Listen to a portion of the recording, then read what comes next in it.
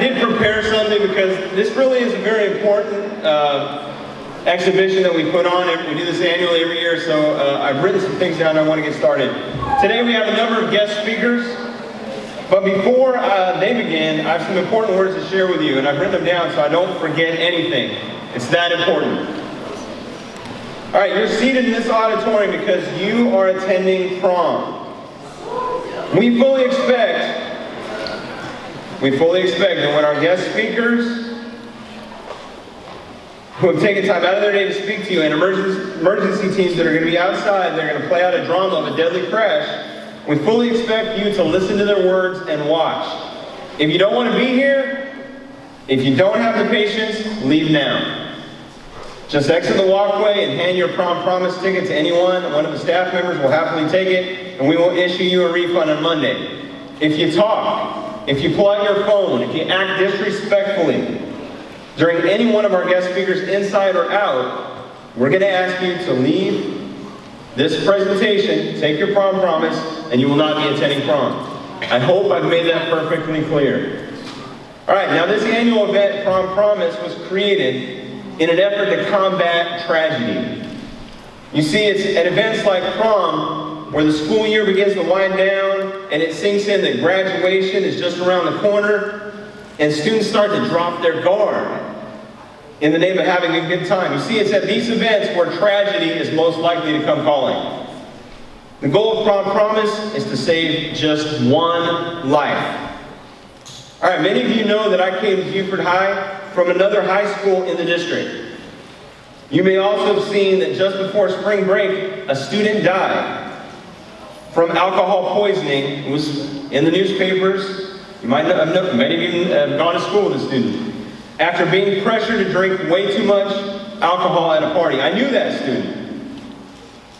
And one of the last memories I can remember from that student is him telling me, "Hey, Mr. Mack, I'm going to focus on staying out of trouble my senior year, and then I'm going to move on to the military." And I'm going to tell you this, I was so proud of hearing those words, but now that dream is gone because of one risky decision. I can't say it enough. I can't say it enough.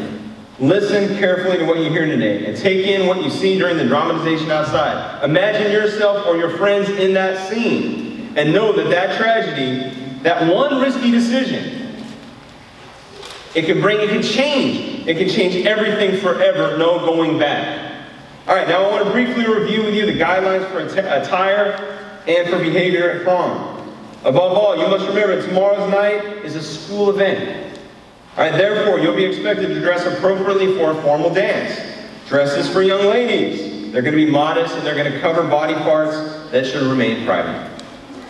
If we determine that clothing is inappropriately, and there's going to be many staff members there, they may stop you, and you're going to have two options. You can go and you can have our staff tailor put some fabric and cover up your dress, or you can just simply leave the dance. That's it.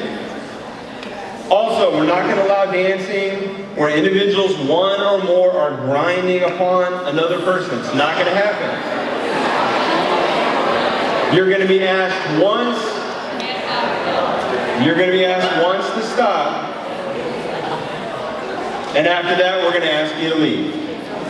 So we expect the 2016 Beaufort High School prom, we expect that to be a positive experience.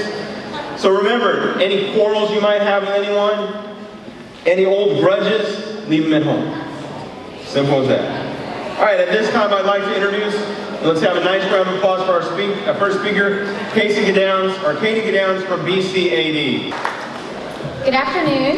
You gotta make sure it's focused on you. Good afternoon. How are y'all doing? Some of you might know me because I come to the school sometime and deal with teacher cadets or other groups, but my name is Katie and I work for Beaufort County Alcohol and Drug Abuse Department. There's two sides of our department. There's prevention and then there's treatment. Obviously, treatment deals with those who either voluntarily come because they want help. They have an addiction problem with alcohol or drugs, and they want a counselor to meet with them and try to hold them accountable. The other side is people who are mandated by courts to come, and that means a judge looks at them and tells them you have to go get help. Those people are usually those who have either been arrested for a DUI, or young people who have been caught with simple possession of a drug or another controlled substance. So that's the treatment side. I am lucky I work on the prevention side, and a lot of people think I just go around and talk about drugs and alcohol. But to tell you the truth, that's the least amount of things I talk about. I go into different settings and I talk about life skills. So communication, stress management, anger management, self-esteem, body image, things that we feel like if people had a good grasp on, then they would less likely turn to drugs and alcohol. Because most of the people we work with, they either go home from a stressful job, and what do you think people want to do? Drink.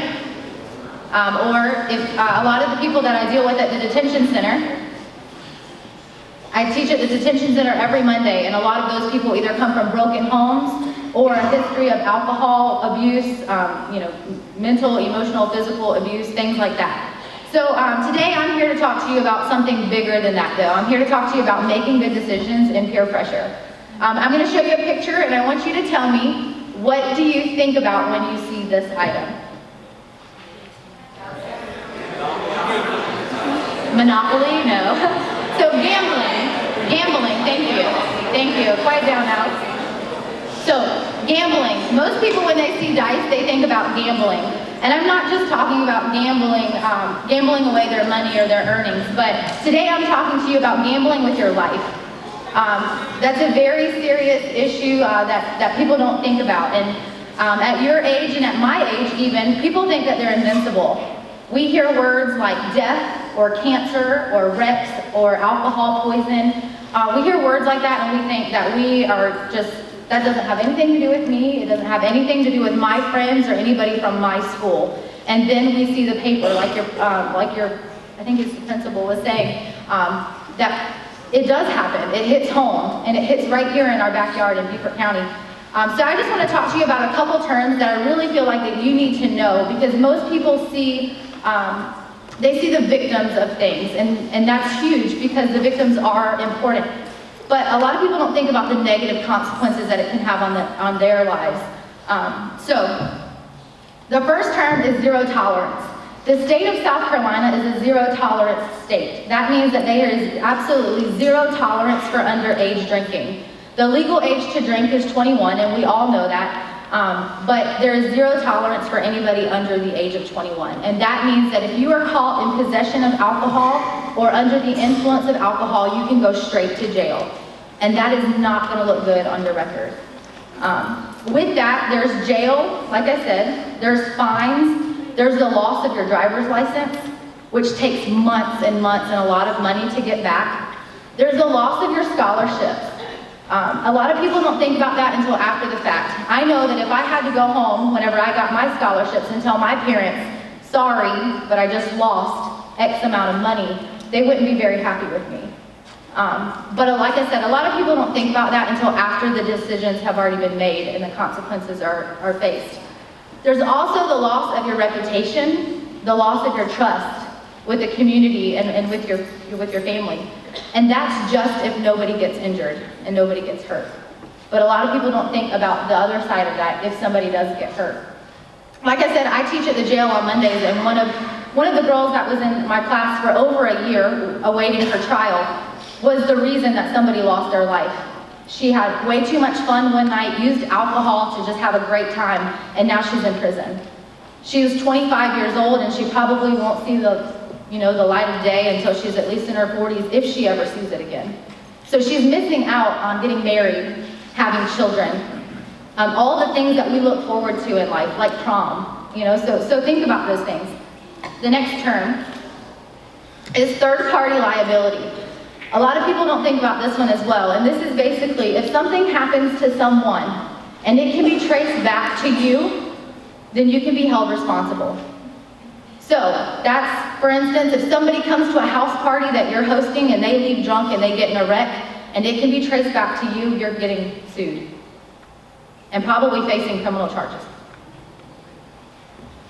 So, and this is important later on in life as well, for adults, for bartenders, anybody that's serving alcohol or mixing drinks or anything like that. Anybody that can directly be traced back to after an event happens, can be held liable as well. Social hosting. This is something that a lot of young people don't think about, but parents who rent hotel rooms, or parents are out of town and you decide to throw a party at their house, technically they own the place that the party is taking place at. So they can be held responsible as well as you. That would not go over well with a lot of parents. So if you hear of any parents trying to host these parties, please report it to somebody of authority, because those are places where alcohol poison happens, sexual abuse happens, and people make bad decisions. The cost of a DUI. A lot of people don't think about this, but with the DUI, it's not just jail time. It also comes with a ticket, which is going to be between $1,000 and $2,000. And then you're going to need a lawyer, which can be $3,500, and then a 60-hour rate per hour. And then you have bail that you have to pay, bond bail. Then you're going to have to, you're going to lose your driver's license. You're going to have to pay a reinstatement fee to get that back.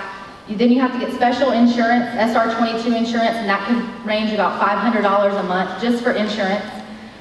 So there's a billboard on the way back from Hilton Head, and it says, "I just blew $10,000. Think about it. It can get a lot more expensive than that. And like I said, that's not even if somebody gets injured. So I really hope that you'll think about this kind of stuff. Like I said, there's jail, there's fines, there's the loss of scholarships, reputation, trust, and like I said, that's not if somebody gets hurt. Basically, everyone loses when somebody makes a bad decision. Because if you make a bad decision, it's not just going to affect you, but it's going to affect your school, it's going to affect your parents, and it's going to affect the rest of the community. So my words of wisdom to you today are to stay focused on school and the goals that you have for yourself after school. Stay clean of drugs and alcohol. Stay strong. Do not give in to peer pressure, especially on prom night. And just have fun. Prom is supposed to be one of the best nights of your life, not the last.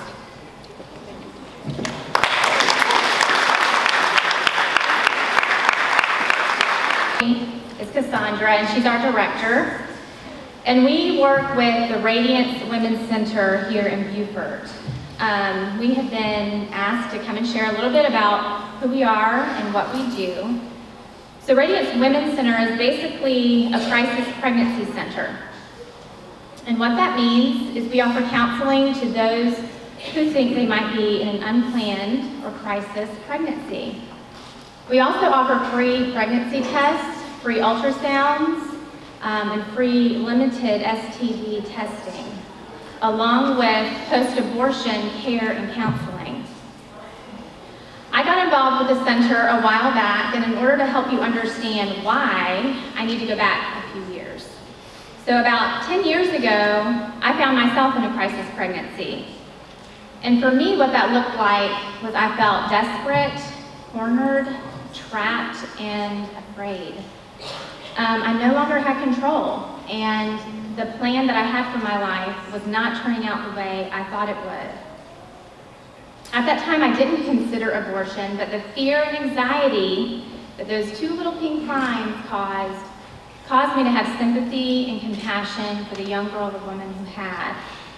And that desperate, trapped feeling I had when I found out I was pregnant made me want to come alongside other girls who were in that situation, just like the women who had come alongside with me and encouraged me.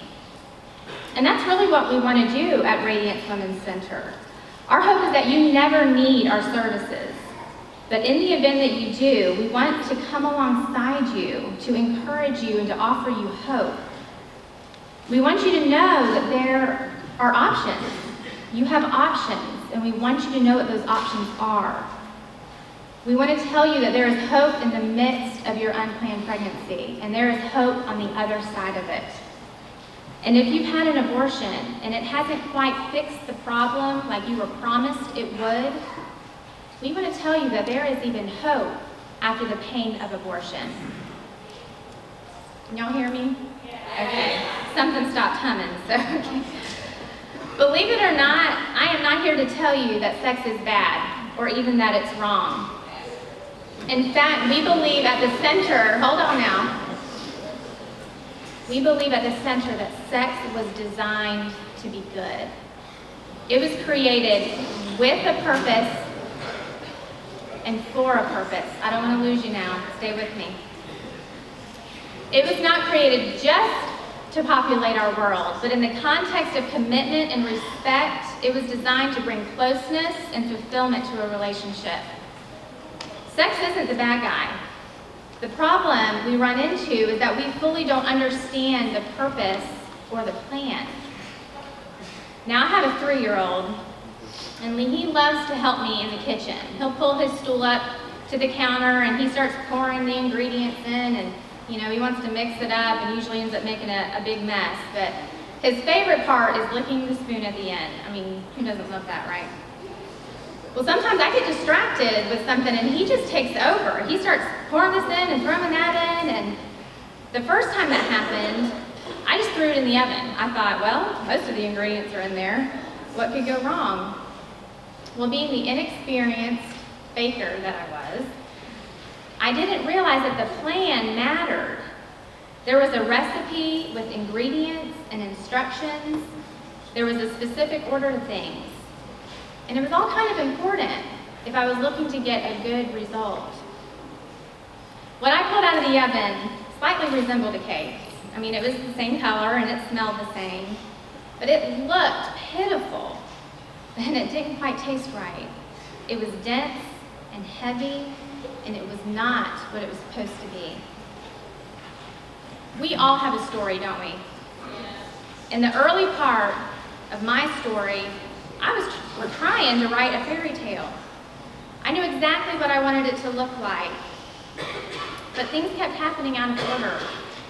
I tried ripping the pages out and starting over, but we can't really do that, can we? We can't rip a page out of the storybook of our lives. For a long time, I didn't really know what to do with my story. I didn't really like every page that had been written. And for a while, I thought, that was all there was. The ugly parts, the bad choices and regrets. And I thought I was stuck with that. But gradually, over a period of time, I began to understand that those pages can be redeemed. The page that was written yesterday does not have to determine the chapter title of tomorrow. Your ashes, your regrets and bad choices, they can be turned into something beautiful. Girls, let me talk to you for a second. We may look different, and our stories might not be the same, but deep down, I know you, because we are all hardwired the same way. We want to be wanted, don't we? I mean, I know I do. We need to be needed and loved and accepted. It was how we were created and designed to be. We all have the same shaped void, and that we desperately seek to fill. So let me ask you something. Is it working for you? Because it can work outside of the plan, at least for a little while. Like that poor cake my son attempted on his own, it slightly resembled the real thing, but it was missing something. It could not satisfy. Do you ever wonder if this is it, or shouldn't there be something more? We at the Radiance Women's Center want to answer that for you, that yes, there is something more. You don't have to be a victim of our culture. You don't have to be bullied by the messages that we are bombarded with, that sex is just a given, that it's expected, that it doesn't matter, or that it's not special, because it is. It was designed to be a good thing, but taken out of the context of respect and commitment, it can actually become destructive and wreak havoc on our minds, our bodies, and our souls. Because sex was created to be more than just a physical act. It was created to be a spiritual and an emotional act as well. Listen to me. You guys are worthy of respect. You deserve to be respected. The moment of your conception, I know, ooh, right?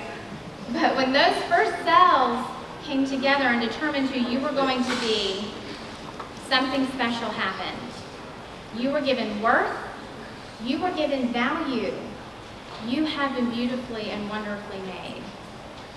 Guys, I know that this message might not be for everyone, and I respect that. But in a room this size, I'd be willing to bet money there's somebody who needs to hear this today.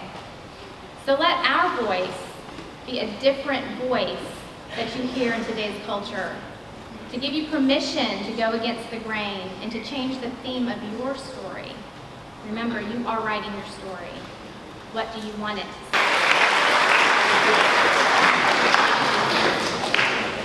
Good afternoon. I'm here because about half of y'all are guys, and that means about half of y'all probably thought that none of this had anything to do with you, right? Yeah. I want to tell you that that's not true. I want to tell you three things. I want to try to keep it pretty short. The first is that you do have a role in this, that you do have responsibility, and just because you're not the one who is pregnant in this situation doesn't mean that you don't have any part to play. Giving birth, having a baby is probably one of the biggest experiences that someone can have in their life. So I would say to the guys in here, you know, own your actions, own your decisions, and do your part to protect and support the life that you helped to create. This is part of your story, or it may be part of your story, whether you like it or not, and you get to decide how you want to move forward with that. I also want you to consider those who surround you. So another way guys can help is by reaching out to girls and women who are experiencing unplanned pregnancies, or other guys who their girlfriends, sisters, cousins, classmates are, and they don't know what to do. Just because you're not the one who's pregnant doesn't mean that you don't know someone in your community who is, and a lot of times they need help and just don't know where to turn. So just think about what we had to say today. Consider sharing this information with them. Just encourage the people around you with the hope that Radiance can offer them. Your life might not depend on it, but someone else's does. And then I just want to close with some statistics.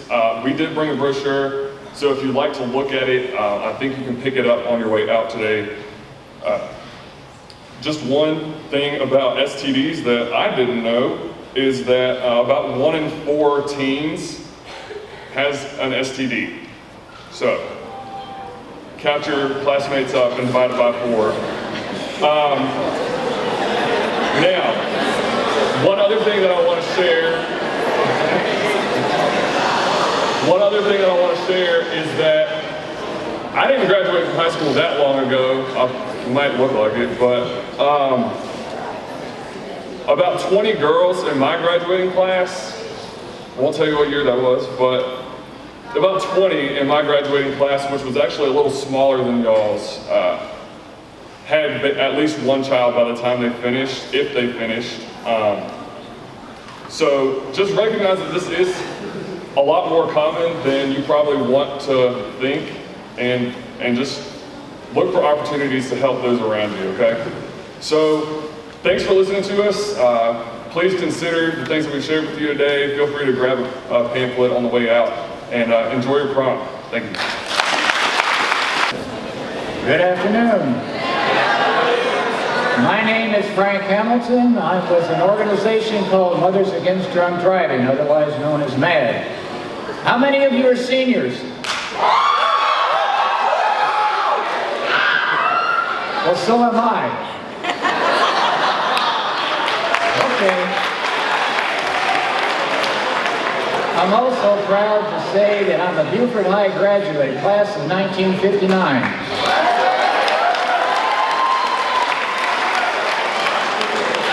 Yeah, I'm old. Okay.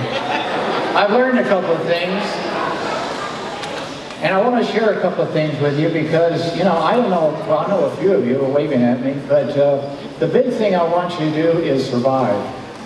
And this is a tough world sometimes to survive in. So first of all, I want to ask you, how many of you have a driver's license? Oh yeah, okay. Now let me ask you a question. How many of you, or does anybody ever realize instead of a car, you're inside of a guided missile?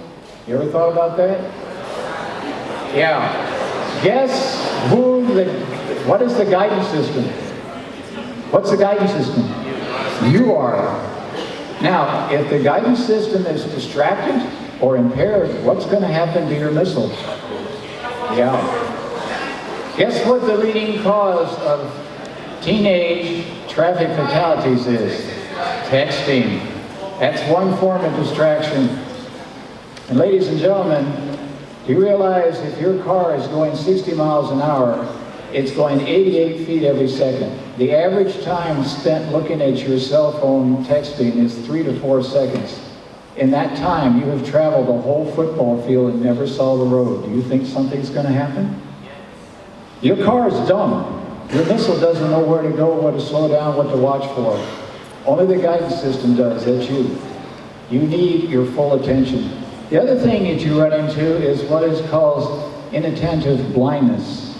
Yeah. Okay, your teacher's around, it's okay to show your hands. How many of you stared at your blackboard and never saw a thing? Your mind went here. You ever done that? Yeah. You go down the highway and your mind goes like this. You're looking, but you're not seeing. What do you think's going to happen? You know, another problem. This has nothing to do with driving, but guess what the emergency rooms are filling up with, Pete? Huh? Distracted walking. Yeah, they're falling downstairs, getting run into by cars. Yeah, bad things. Okay, now let me talk a little bit about impairment. Impairment is basically when you put, and for purposes of this discussion, you put a chemical in your body and it impairs your brain, all right? And it doesn't take very much. We don't talk about drunk, believe it or not, we talk about impairment. And it's specifically for alcohol, one drink starts it. You may not feel it, but you can measure it. Your whole response time slows down, all right? And basically, one of the big problems we run into, you heard it already, is alcohol poisoning. Yeah. You keep drinking enough, and pretty soon it'll put you to sleep, and then it'll go to the next step, it'll kill you. It killed my father. Yeah, I can tell you from personal experience, it'll do a good job of that. The other point that I want to make out to you is this. MAD says 3 things. 1, if you're under 21, you shouldn't be drinking. You've heard one reason. Guess what, folks? Alcohol attacks your brain. And one of the things we found out is if you start drinking at your age or even younger, it will stop the growth of your brain. Let me tell you something. I've been in that world out there in the job market. You need your brain. You fry it, and that's what it'll do. It kills cells. Alcohol is a poison. All right? Second thing Matt says, all right, if you're going to drink, at least don't drive. I don't care what age you are. Let me tell you the third thing. You don't get in a car with somebody that's been drinking. Ladies, what do you think one of the leading causes of your death and injury is? Get in the car with your date and he has been drinking. Yeah, I didn't say drunk, did I? But he's impaired. And he crashes the car. It's typically the passenger that gets hurt or killed. You know? And you know, I've talked to young ladies that survive crashes like this. You know, they tell me, oh, well, he's my date. Oh, that's going to make a big difference, isn't it? Oh, he's my boyfriend. Oh, that's even better. And this is the one I love. Well, he, when he's drinking, he doesn't like for me to say no. He gets angry with me. Ooh. You ever seen mood changes? Yeah. All right, ladies, let me ask you a question. Would you rather have an angry date and you're alive, or would you rather be dead? That's a decision you have to make all the time. I want to tell you one particular case I worked on. I think I'll illustrate this. There's a lady that called me. I had a meeting with her. She had a 19-year-old daughter with an 18-year-old boyfriend. They got a little bit buzzed that night. They weren't drunk. He told me they were just feeling pretty good. Got in a pickup, and they took off at night. He was driving. Went down a dirt road. He started weaving a little bit. Pickup turned sideways and started rolling. Unfortunately for her, her window was open. Her head went outside the window, so when the pickup rolled over, it squashed it. They put her on life support. After about 5 hours, the mother finally said, "Turn the machine off." I think you know what happened. Turns out she was a single mother. This is her only child. And get this is 1 week before Christmas. What do you think her Christmas was like? Ladies and gentlemen, I want to pass something on to you, as mentioned earlier. There are a lot of people out there that love you and care very deeply about you. You do something stupid, and you kill or injure yourself or somebody else, don't you for a second think there are people out there that don't suffer. I know, because I counsel with them, and they're torn apart. What do you think the family and friends feel that young man had just poisoned himself? Yeah. Let's go over this little case real quickly. Number one, should they have been drinking? No. Strike one. Let's strike two. Should he have been driving? No. All right. Should she have gotten in the pickup? No. Strike three, and the old ball game, you're out. She's dead. He's in prison. Who loses? Everybody. You know, I talked to this young man when he's in prison. He told me something really interesting. He said, "I've got a lifetime sentence." And I said, "No, you don't. You'll be out of here after a few years." And he said, "No, up here. I killed my girlfriend. I got to live with that the rest of my life." Everybody loses, folks. Don't for a second think taking a big chance with your life is worth it. Because let me tell you this, I told my own kids, life is very precious. You only get one shot at it. Treat it gently. Enjoy your life. Thank you very much.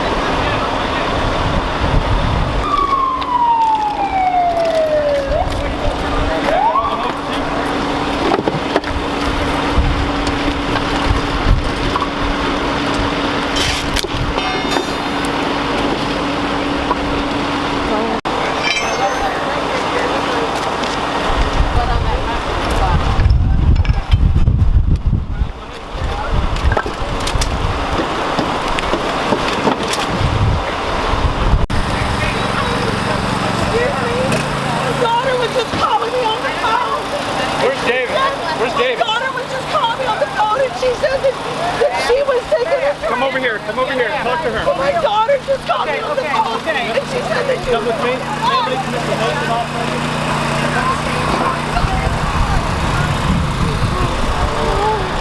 Where are you taking me with? We're gonna go to the hospital, okay? You've been involved in a wreck. She's not ready for me to go. Do you have anybody you can take contact with? Yes. Got that?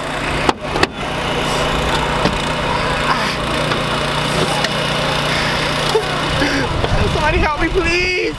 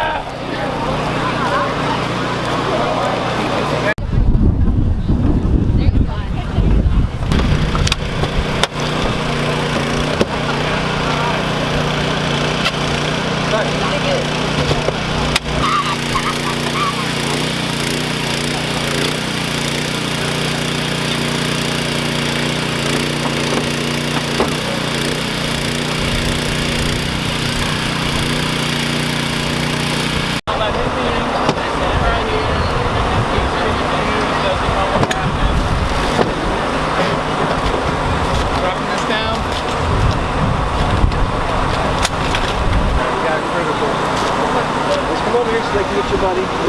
Check on your friend. Just have a seat right here. Just sit down. It's in the shade. I'm going to sit you down. There you go. I want you to sit right here. Let them get him out. They're taking care of him, okay?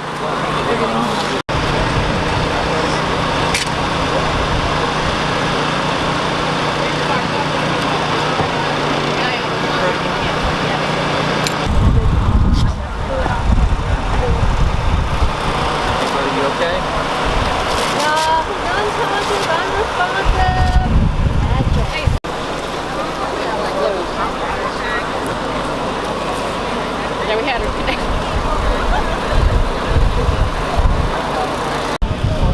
You may come off. Oh, no, not that time. Don't worry about it. You're one good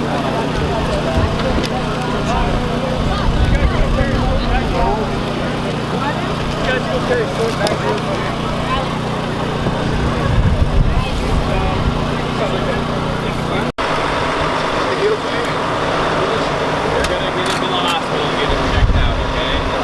He's in good hands.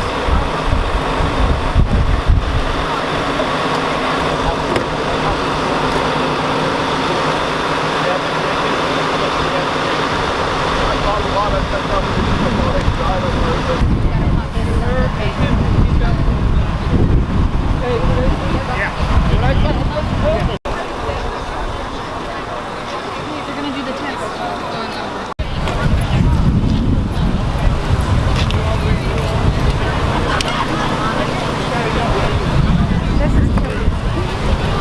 Why? Yes, sir. Look at that. Look up.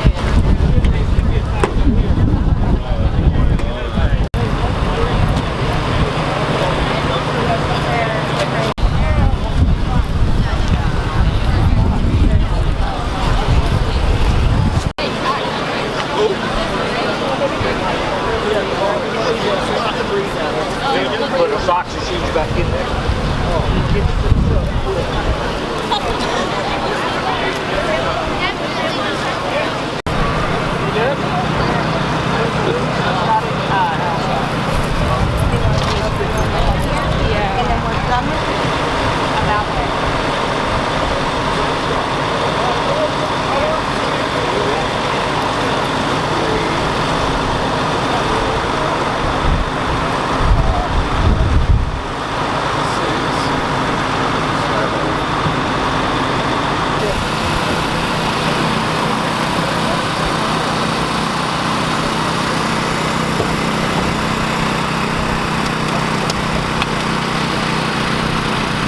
Just leave it folded under. Leave it folded under.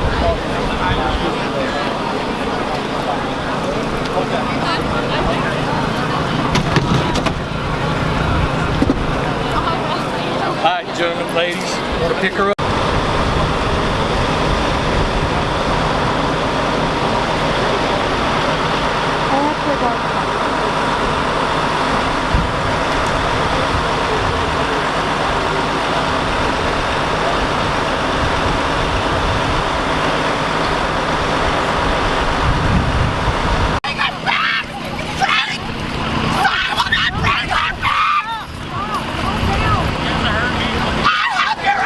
Relax. Relax. Relax your hands. There you go. So I don't pinch you.